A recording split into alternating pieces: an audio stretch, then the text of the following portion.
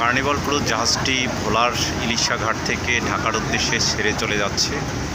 আজকে হচ্ছে ঈদের আগের দিন।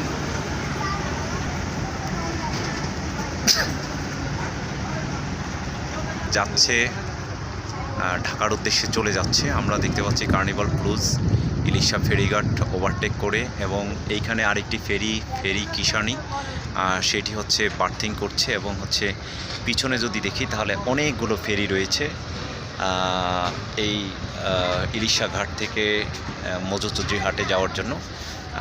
ফেরি কিষানি সে হচ্ছে বার্থিং করছে, এবং কার্নিভাল ক্রুজ সেটি ঢাকার উদ্দেশ্যে চলে যাচ্ছে। আসলে এভাবেই হচ্ছে প্রতিদিন এই ঘাটটি এখন ব্যস্ততম ঘাট। সেই ঘাট হিসাবে এইখানে প্রতিদিন হচ্ছে যাত্রী আসা যাওয়া করছে। কার্নিভাল ক্রুজটি একেবারেই খালি অবস্থায় যাচ্ছে ঢাকার উদ্দেশ্যে, সেটি